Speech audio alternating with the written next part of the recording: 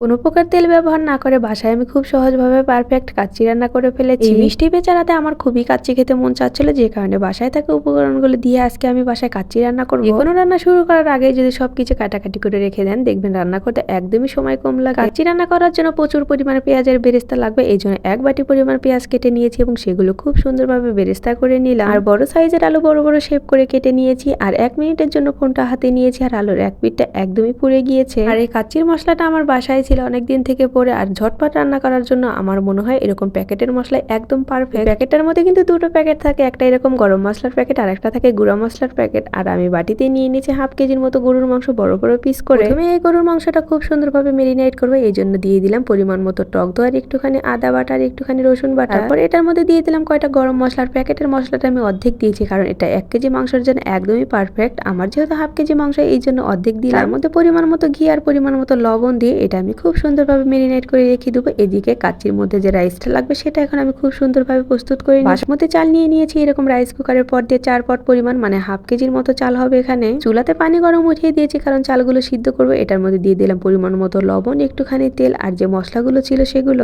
একদম গরম হয়ে গেলে এটার মধ্যে চালগুলো দিয়ে দিব এবং 70% মতো সিদ্ধ করে কিন্তু আমি চালগুলো থেকে পানি ঝরিয়ে নিব। মেরিনেট করা মাংসগুলোর মধ্যে আমার খুব সুন্দরভাবে ডেকোরেশন করে নিতে হবে। প্রথমেই কিন্তু আমি আলু দিয়ে দিয়েছি, তার মধ্যে পরিমাণ মতো কিশমিশ অ্যাড করে দিলাম, তার মধ্যে দিয়ে দিলাম এই যে পেঁয়াজের বেরেস্তাগুলো। এটার মধ্যে দিয়ে দেবো আলু বোখরা। আমার বাসায় যেহেতু আলু বোখরার চাটনি ছিল, যে কারণে কিন্তু আমি এটা অ্যাড করে দিয়েছি। আলু বোখরার চাটনিটা দেওয়ার কারণে আমার কাচ্চিটা খেতে একটুখানি মিষ্টি মিষ্টি হয়েছে। এখন এটার উপর আমি মাওয়া অ্যাড করে দেবো। গুঁড়া দুধ আর ঘি খুব সুন্দরভাবে মিশিয়ে নিলেই কিন্তু মাওয়া তৈরি হয়ে যায়। এইভাবে প্রথম স্তর আমি ডেকোরেট করেছি, তার উপরে কিন্তু রাইসগুলো ছড়িয়ে দিয়ে দ্বিতীয়বারের মতো আবার কিন্তু এইভাবে আমি ডেকোরেট করে নিয়েছি। উপর দিয়ে পরিমাণ মতো ঘি ছড়িয়ে দিব। আমি কিন্তু এটাতে কোনো প্রকার তেল অ্যাড করিনি, শুধু ঘি দিয়ে কিন্তু রান্না করেছি। তারপরে দিয়ে দিলাম 1 গ্লাস পরিমাণ দুধ আর একটুখানি কালারের জন্য এই ফুড কালারটা দিয়ে দিয়েছি। ময়দা গুলে নিয়েছি আর পাতিলের ঢাকনা দিয়ে আমি খুব সুন্দরভাবে পুরো পাতিলটা এইভাবে সিল করে দিলাম যাতে কোনো প্রকার বাতাস বের না হয়। তারপরে চুলাতে উঠিয়ে 5 মিনিট আমি হাই হিটে রান্না করে নিব। 5 মিনিট হাই হিটে রান্না করার পর চুলার জালটা কিন্তু একদম লো করে দিতে হবে, আর লো হিটে আপনাকে 40 মিনিটের মতো রান্না করে নিলেই কিন্তু আপনার পারফেক্ট কাচ্চি রান্না হয়ে যাবে। কাচ্চি রান্না করতে কিন্তু আহামরি বেশি কিছু লাগে না এবং কাচ্চি রান্না করা কিন্তু অনেক বেশি ইজি। শুধু আপনি যদি টাইমটা মেনটেন করতে পারেন তাহলে একদম পারফেক্ট কাচ্চি রান্না করতে পারবেন বাসায়। আমি আর একটু ভালো করার জন্য কাচ্চিটা একটু বেশি দমে রেখেছিলাম, যে কারণে কাচ্চির নিচে আমার একটুখানি পোড়া লেগে গিয়েছে। তারপরে কিন্তু আমার কাচ্চিটা খেতে অনেক বেশি মজা ছিল। প্রথমবারের মতো রান্না করেছি, তারপরে একদম খুব সুন্দরভাবে কাচ্চি রান্না করতে পেরেছি। আপনারা যদি চান এইভাবে বাসায় খুব ঝটপট কাচ্চি রান্না করে খেতে পারেন। এই আজকের রেসিপিটা আপনাদের কাছে কেমন লাগলো সেটা তো অবশ্যই কমেন্ট করে জানাবেন। আর যদি আমার ভিডিওগুলো ভালো লেগে থাকে তাহলে লাইক কমেন্ট শেয়ার তো অবশ্যই করবেন, সাথে একটা ফলো দিয়ে পাশে থাকবেন। আর যদি ইউটিউব থেকে দেখে থাকেন তাহলে অবশ্যই একটা সাবস্ক্রাইব করে দিবেন, এতে কিন্তু অনেক বেশি উপকার হবে আমার। দেখেন এখন আমি কাচ্চিটা খুব সুন্দরভাবে খেয়ে নিব। আমার কাছে তো কাচ্চিটা খেতে অনেক বেশি মজা হয়েছিল। ভিডিওটা আর বড় করছি না, সকলে ভালো থাকেন, আল্লাহ হাফেজ,